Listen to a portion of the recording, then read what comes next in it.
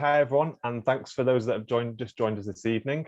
Welcome to our Health and Care Professionals live panel discussion for the Manchester College. I'm Christian and I'm part of the marketing and events team at the college, and I'm joined by my colleague Chelsea, and we'll be your hosts for the event this evening.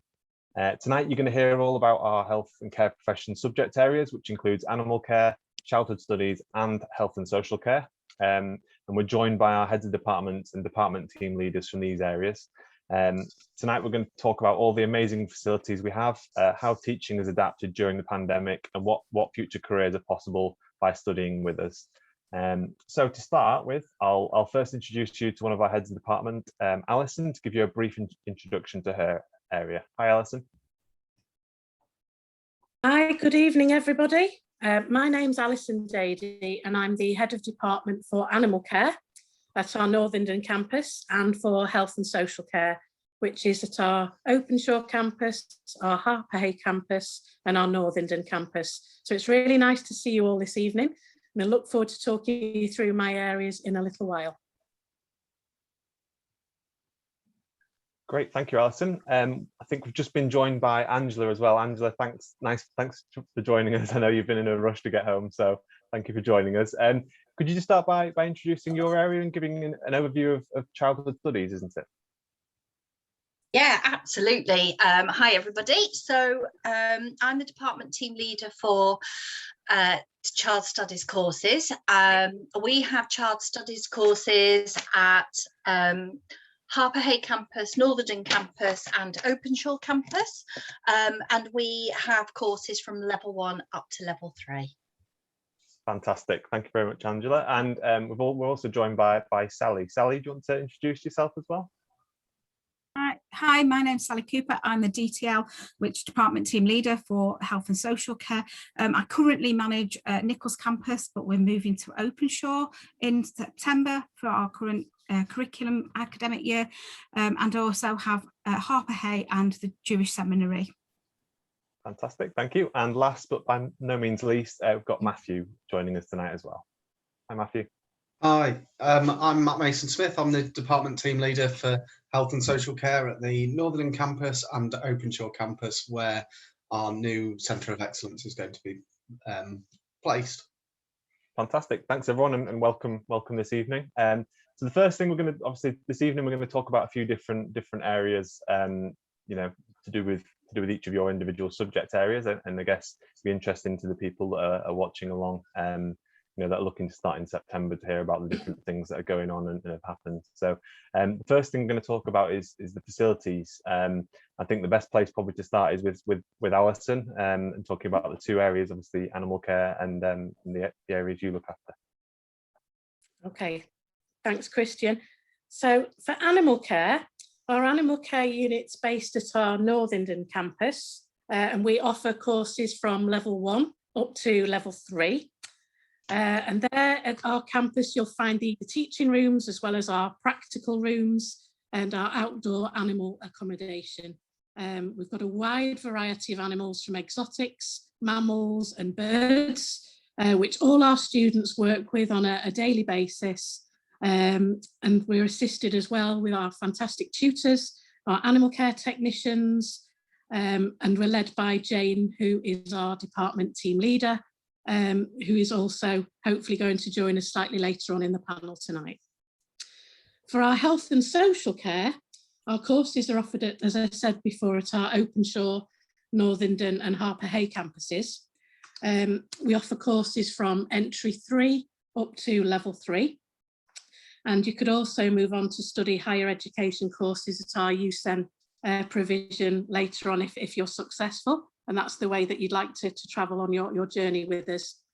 You can study entry 3 to level 3 at one of the centres of excellence, or you may wish to study one of our new level 3 T levels, which are in healthcare science, assisting adult nursing, or are caring for children and young people.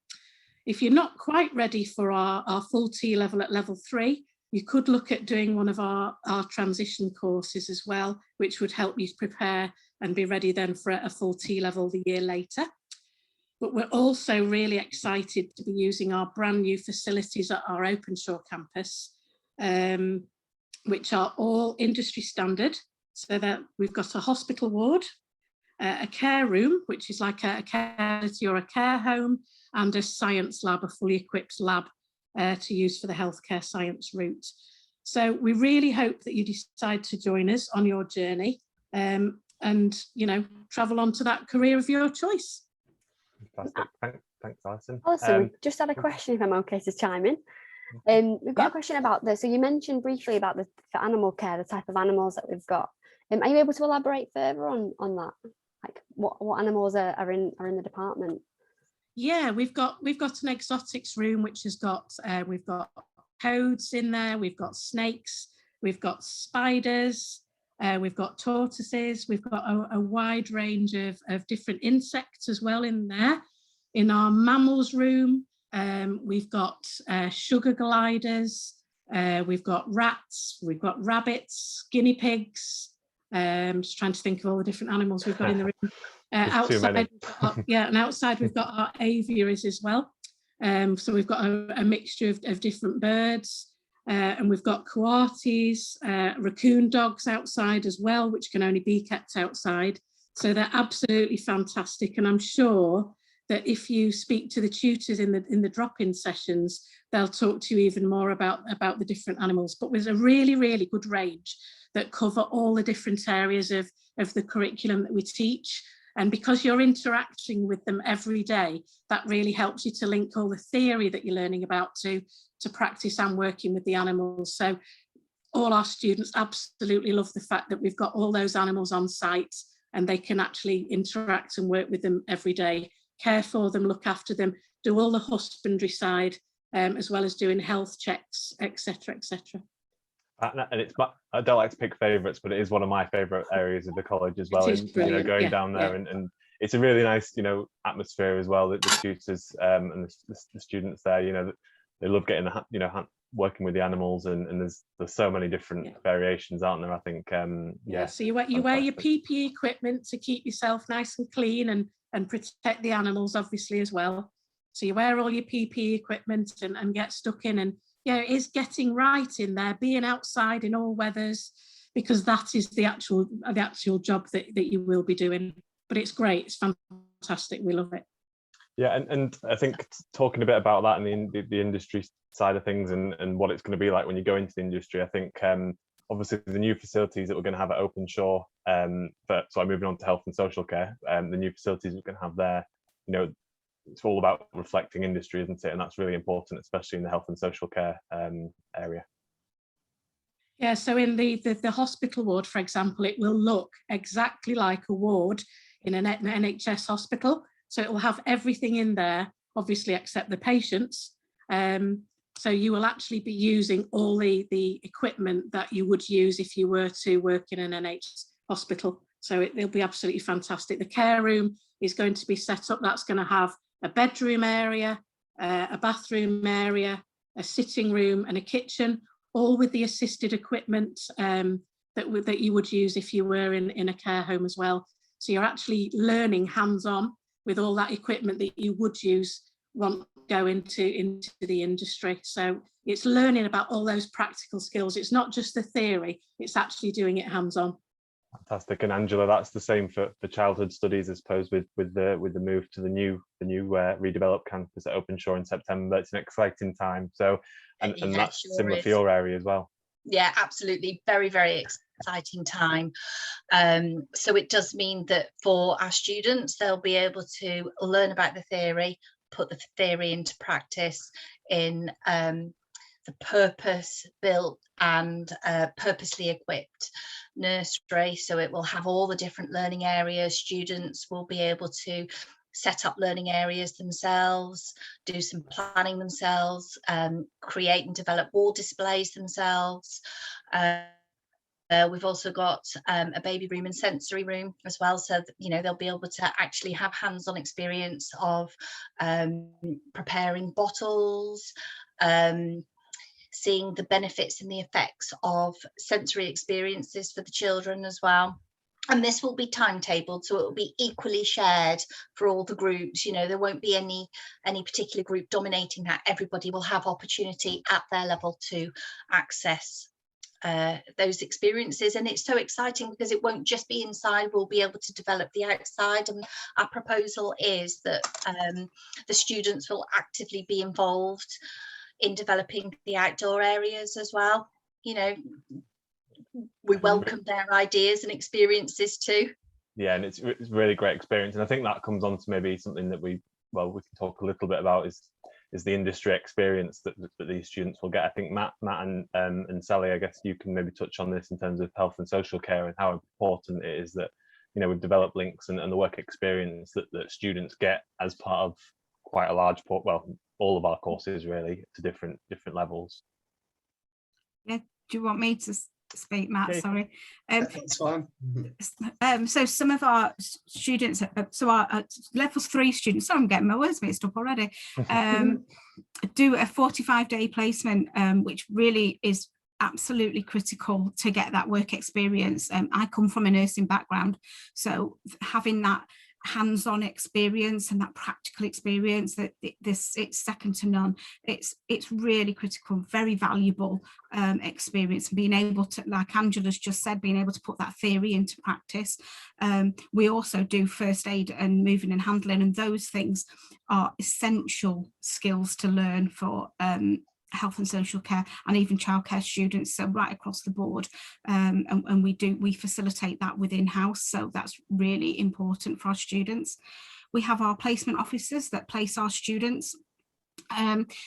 We encourage our students to find a placement. That's really good if you've come with a placement that you're interested in going to, and we can facilitate you to actually find that and place you in there. Otherwise, our placement officers are there and on hand to support you to get into placements.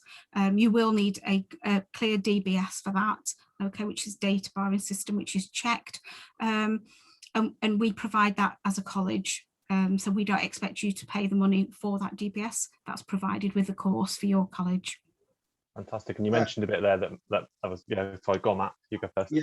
And just to echo what Sally said, when it comes to the work placement, it's really important that the learners get the opportunity for when they do their work placement, that they can bring that into their assignment. So it makes a clear relevance between the academic studies that they're doing, because they can apply what they've learned in their placement into their assignments. So it makes it not just a standalone element of their study program, but actually enhances it. And recently we've also been doing lots of virtual work related learning in a forum such as this, where we'll have industry professionals and members of the NHS.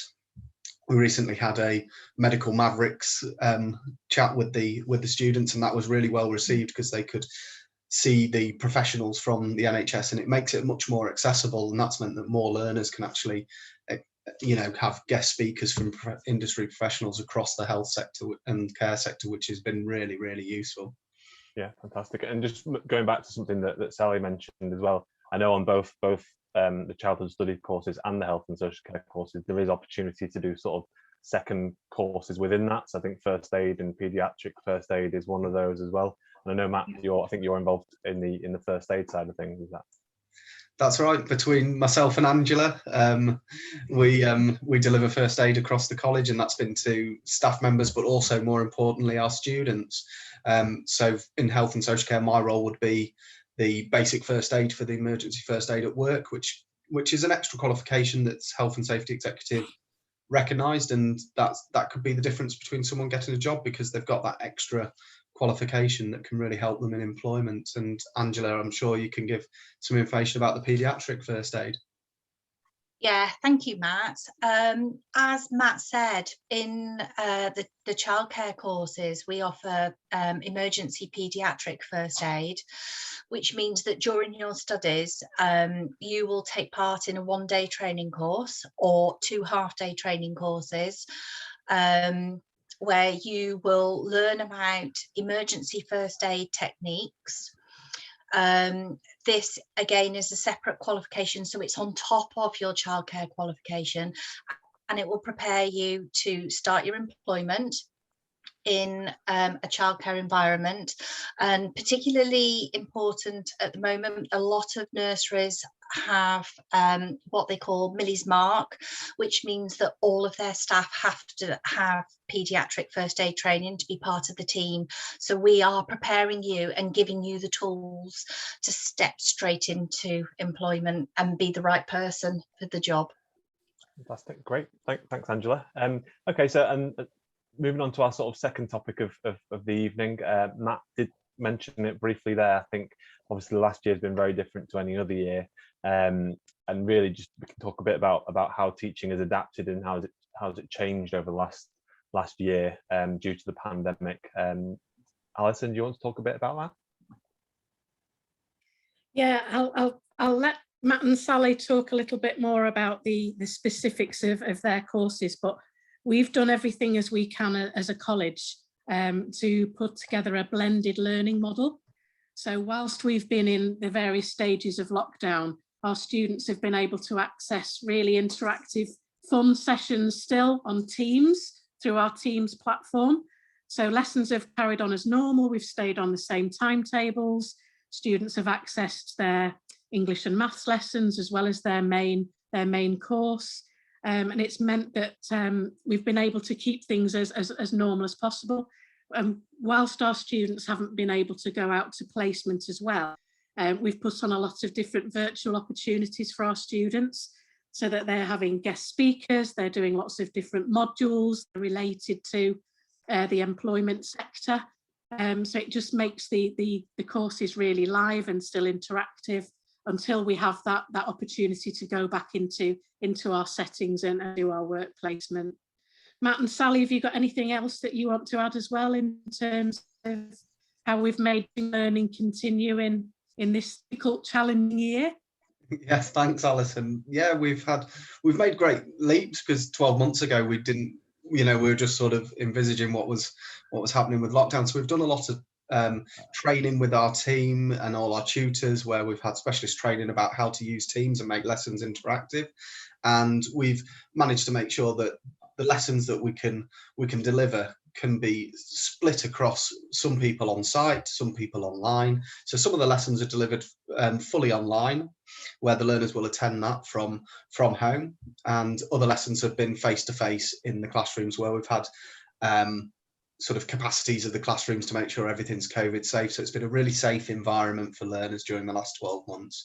And what we've done is maybe had half the class online and half in face-to-face, and that's been on a sort of rota basis. But the lessons have gone on as normal throughout lockdown with very little disruption, and they've been on their timetable, and it's been well received from a lot of learners. But a lot of learners were pleased to come back onto the college site when we opened up a couple of weeks ago. Sally, would you like to add to that? Yeah, we've also provided for our students that are vulnerable a safe space to come to. So we've also offered 2 campuses open. So we had Sheena Simon open, where our students could come during the lockdown period to use the facilities. So for instance, some students hadn't managed to get a laptop through the laptop system. So we offered that as well, which was really received quite well between our areas. And our students, some of our students prefer to come into college and don't want to be online. So we facilitate that as well. So if you prefer to be in class and not online, then 100% we will make sure that you are fully taken advantage of those facilities that we have. Everybody has different needs, and I love being in the classroom with my students. I don't particularly like being online all the time. I like to interact with my students, so that's I really enthuse on that. So it is a challenge. It's been a challenge for all of us to deal with online teaching, and we've all learned some new skills. Our students even teach us some new skills, which is great. You're all more savvy on computers than we are. Some of us are a bit older than others, so it does help sometimes when you've got students that are really good with their IT skills.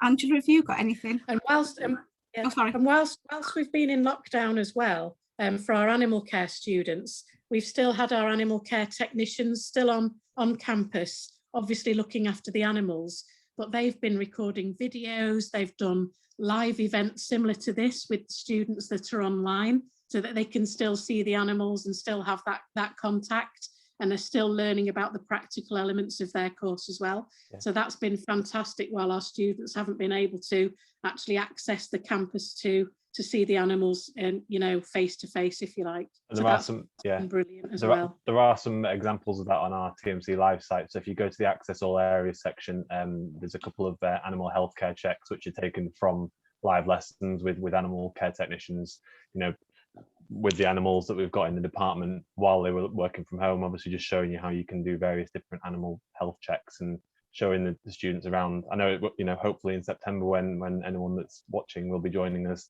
that won't necessarily be necessary, but it's still, you know, interesting to see ahead of time as well. Angela, how about your department? How's that been for your team? Yeah, absolutely. I mean, I won't repeat everything that Matt, Sally and Alison have said, but you know, it's been very, very inclusive. We've operated all our lessons according to the timetable as if we were in class. It has enabled students who haven't been able to come in when we have been able to come back to campus fully. So it does mean that students that need to stay at home because perhaps they're self-isolating, they can still access the learning online at home. They're not missing out on any of the learning experiences. We're able to share all of the resources with them as if they were sat in the classroom. We can email them out to students, which we do ahead of the lessons, after the lessons, if anything else is adapted, you know, during a lesson. They can access all of the handouts electronically, either via email. We also have our very own course online page that all the students have access to. They have access to all of the college information electronically. They have their own login and sign-in details. So nothing is missed. Even the videos that we watch in the lessons, the students can access those. They're uploaded. And in some ways, it's brought advantages to our learning for everybody, so nothing is missed. No, fantastic. And I guess go on, Chelsea. No, go ahead. I guess it's one of those things that, you know, in your future career you will have to adapt to various different situations, whatever skills it is. And I think that's, you know, those skills that you develop through adapting is how you grow, really, isn't it? Yeah, absolutely, exactly that. And I think as well, you know, for students that are perhaps thinking, I'm not that good at IT, I'm not very good at typing, we will support you through that, you know. And part of the learning for us as tutors is making sure that we have set aside time for you all to develop those skills as you're learning, you know, your curriculum area as well. So nobody must worry about that. You know, we've all had things to learn. I've certainly had things to learn, and as Sally said, some of the students have taught me things. And also, as Sally said, if you haven't got a laptop and you are worrying and thinking, what if we go into lockdown again? As a college, we have a bursary system, and we can sort that out for you. So don't worry about that. Fantastic. And that leads nicely onto our the final sort of topic we're going to discuss this evening, and that's sort of future careers. Obviously everything all of our subject areas do is geared to helping, you know, future students into the careers that they want to go into. So Matt, do you want to start on this area? So in terms of what careers can people look forward to if they study a health and social care course? Yeah, so in terms of health and social care, people obviously naturally sort of draw towards nursing or being a social worker, but actually there's such a wide range of careers that people can go into from health and social care. You know, it could be anything from midwifery to working in care homes. It could be all the allied occupation, that sort of thing. So there's a wide range of things, and what is really important is that the health and social care curriculum naturally lends itself to lots of different opportunities. It's such a wide ranging curriculum that you do have lots of options open to, whether it be physiotherapy or whether it be you know, being a nutritionist or something like that. So it does have lots of key topics that are studied across the levels, and there's lots of opportunities. And I think, Sally, you'll be able to speak about some of your students and what they're going on to university with. Yeah, we've got at the campus I'm at the moment, we've got about 45 students that are actually going to university this year, ranging from adult nursing, child nursing, social workers. Some of them are going to criminology, some are going to psychology. It's absolutely massive.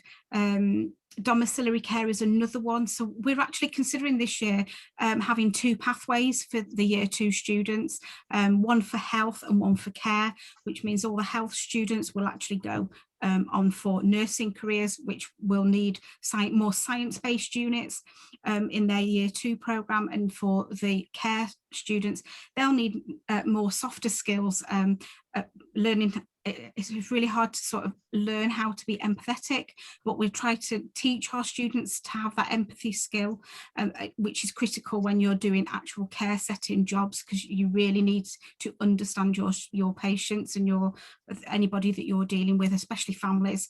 And all those jobs, there is about 315 jobs in the care sector, right from the cleaners right the way up, and there's so many transferable skills that you can have with health and social care. Like I said, my background is health and social care. I'm an ex-nurse and now I'm a department team leader in Manchester College, so those transferable skills come from all directions. We've all come from different skill sets, and it's really important to understand having one vision at the very beginning is great. Having a goal is fantastic, but it could take you anywhere. It really could take you anywhere. I think we mentioned it earlier, but just I guess going back to the sort of the industry experience that you can gain on some of these courses. Obviously, we've got some brand new T-levels, which both for childhood studies and for health and social care that are launching in September. And I think obviously experience, spending those 45 days on placement will help you sort of understand what the industry is like and develop those empathetic skills. Sorry, Matt, that placement is, when you've got a student that maybe has done academic studies. If I was an employer, I'd be wanting the one who's got practical experience as well. So having that practical experience is vital for your personal statement and for moving forward onto a valued job role at the end of the day. And I know a lot of Jane's students, because Jane's joined us now as well, and a lot of Jane's students have got different curriculum paths as well. Hi there, Jane. Sorry, I didn't actually notice you were there. I think you're just on mute, but yeah, welcome. Well, well, I'll let Jane introduce herself. I think you're still on mute. Sorry. Hi, I'm department team leader for animal care. I think the thing with animal care is a lot of students assume that the roles that are available to them are kind of working in pet shops or dog groomers. I think what a lot of students don't realise is the animal care industry is vast, and the animal care industry at the moment, a lot of people see their animals as an extension to the families and the children. We've got an awful lot of students who will go on to be not just vet nurses, but also work in conservation and current climate change. And we've got an awful lot of students who have really kind of took an interest in environmental issues and sustainability that are going on to look at populations of animals and animals that are under threat, along with your typical pathways that you associate with animal care, such as veterinary nursing and zookeeper. But there's such a huge range of opportunities with animal care now. Animal therapy is very popular at the moment with our students, and animal behaviour studies. And again, we do offer such a wide range of study programs that we can guide you towards the career pathway that you may not necessarily realise that there's out there for you. Students don't always understand or know exactly how vast the industry is. And what we try to do at the Manchester College is make those opportunities really, really visible for you. We have a fantastic work experience team that support and guide students into finding external placements where they can hone those skills, as well as the skills that you will develop whilst you're doing practical sessions and working with our animals. We have so many animals in the unit, not just your small mammals, but tarantulas, African civets, lots of different species of snake and terrapins, and rats, mice, guinea pigs, sugar gliders, degus, and students often come to us and are really, really surprised. We've got all these animals, and we actively encourage our students to work and get to know these animals. And we'll have students come to us who don't even realise they're passionate about reptiles until they come and they work with the reptiles, and then they go into careers then that focus on working with reptiles and snakes. So yeah, it's such a huge opportunity, the animal care industry now. So much opportunity out there for students. And I think that you mentioned it there. Obviously, one of the benefits you've got in the animal care department is you've got all these animals, and like you say, some students may not know that that their future lies in caring for one animal or another, where they get this experience with all these different types of animals, and that's almost, I know it's not quite working in the industry, but they get to work with these animals. And what we do is we encourage students. We never ever force a student to get up close and personal with an animal that they are scared of or wary of. I can vouch for that, Jane, after today's visit. Yeah, but I was very well looked after. Oh, good, that's great. Well, yeah, Angela came and had a look round today, didn't you, Angela? Our technician I did. Showing you around. Very well looked after, and I have to say, exactly as Jane has just said to you, the tutors and the technicians give you all the background about the animals, and they talk to you about the personalities, and every single animal in there, let me tell you, has a name. Yes. They even have a snake called Snuggles. Yes, we do. And I have an intense fear of snakes, and I looked at the snakes because they were talking about them in such an endearing way and in caring way, and talking about their habits, their personality. They'd even got the collection of the skins that they'd shed, and then they were talking about bathing the snakes. Yeah. Students they have weekly baths.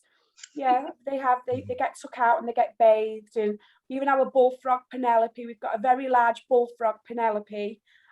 She gets taken out and she gets put in a bowl and she has a little bathe every week. Even our rats, old toothbrushes, the rats love having a little groom with the toothbrushes.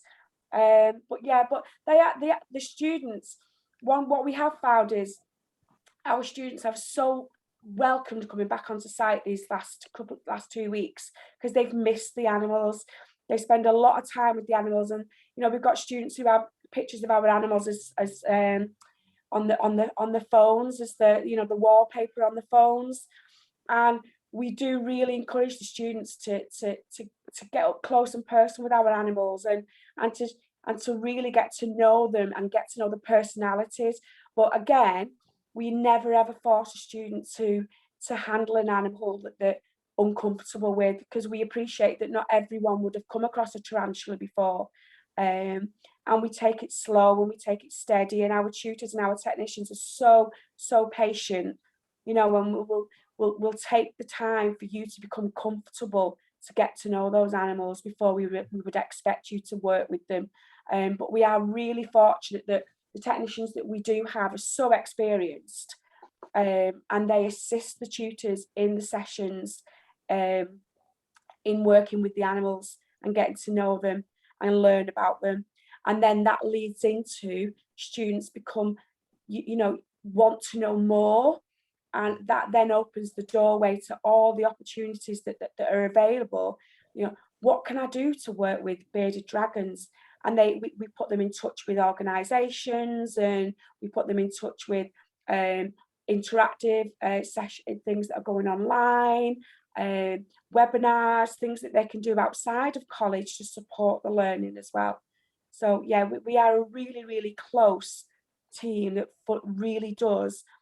All of our attention is focused on our learners enjoying the time, not just the study aspect in the classroom, but working with the animals, getting to know them. Fantastic, that's great. Thank you very much, Jane. And that's lovely to hear, Angela. Thank you so much. Glad you enjoyed your morning.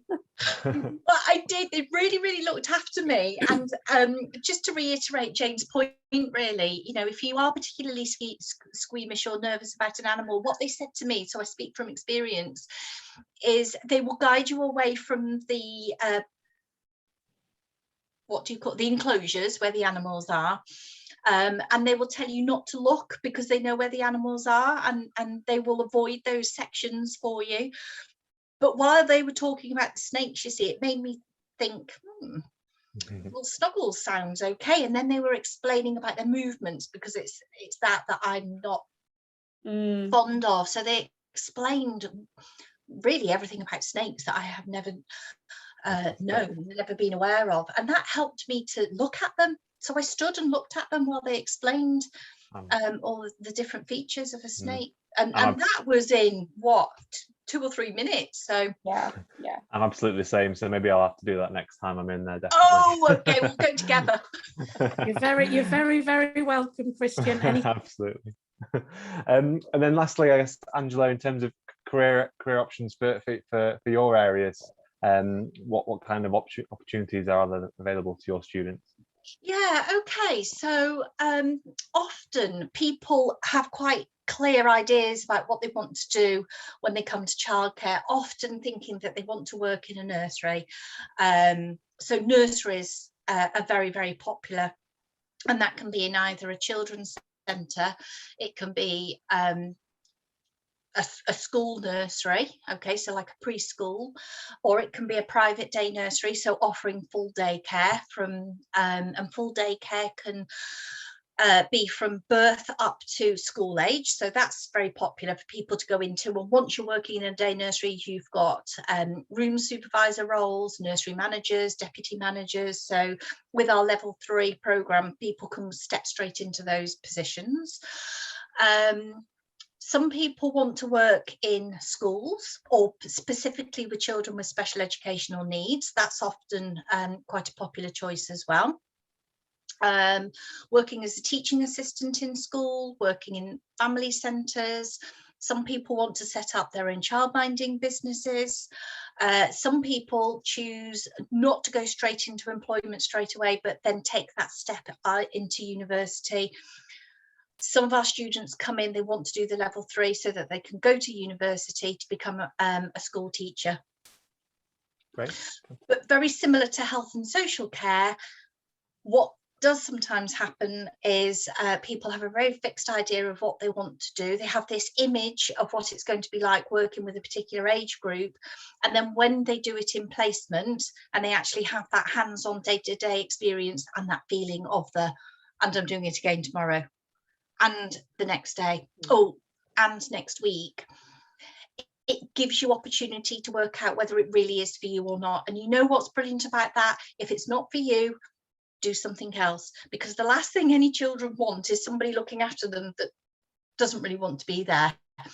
So it does give you that opportunity to think, I did it, I've learned about it, but actually that's not the right age group for me. I'm going to work with you know, maybe as a teaching assistant in a high school, for example, or maybe you want to work as a play therapist in a hospital. So we give the students a range of opportunities during their placements as well. Absolutely. I think that's one of the reasons why, you know, going out there and experiencing, getting this work experience, you know, really is important, because, you know, when you are joining college, you know, you might not know what you want to do. You might pick something you think you'll enjoy. It might not be for you. That's not the end of the world. You know, you learn all these skills that you can, you know, transfer to other careers and other things. So I think that's important, isn't it? Yeah, fantastic. So that's the end of the main section of what we were to discuss. So I'll just throw it over to Chelsea and see if we've had any questions through any questions we can pose to the team. I think we've got enough time for a couple.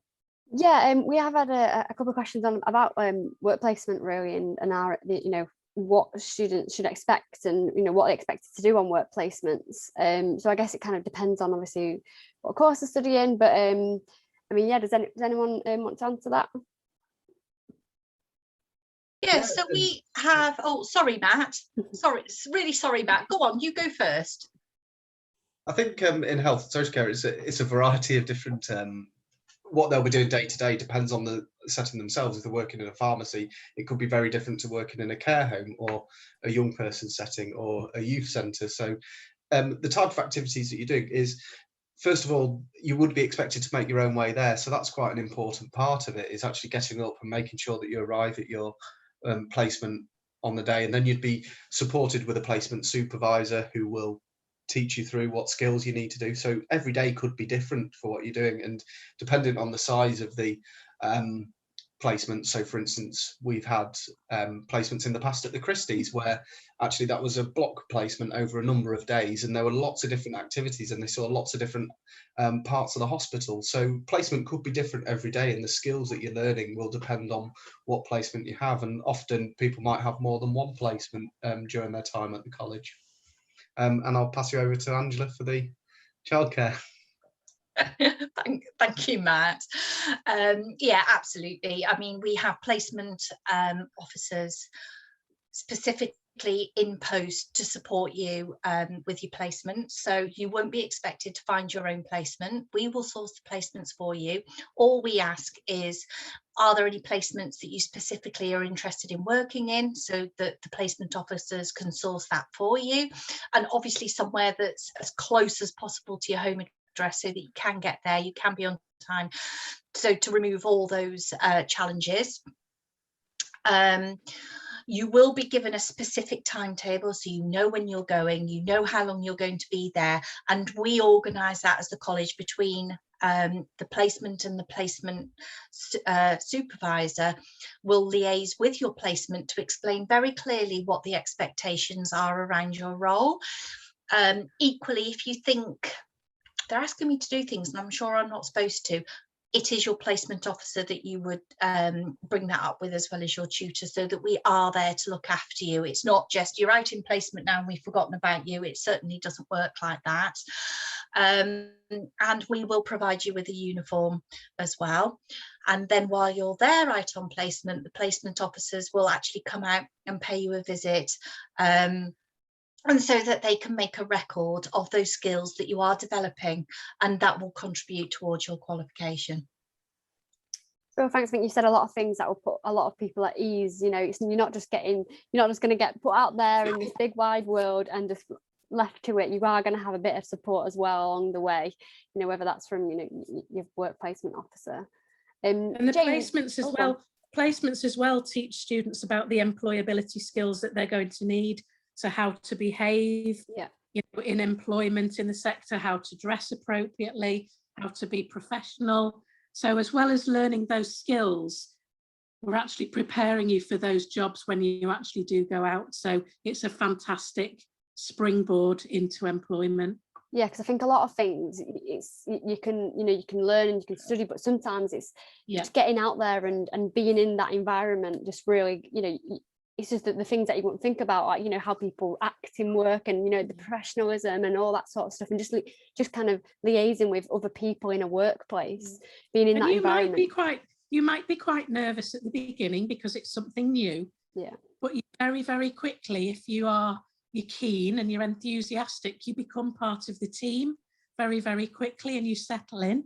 You know, and you feel, you know, I remember when I was a student, by the time you leave a placement, you're very much part of that placement, and you take that with you into your career, everything that you've learned and all those valuable experiences and those contacts that you make. A lot of our students that go to placements are actually offered a job at the end. Yeah, I was going to say the same. Yeah, we have that quite happen quite often in animal care.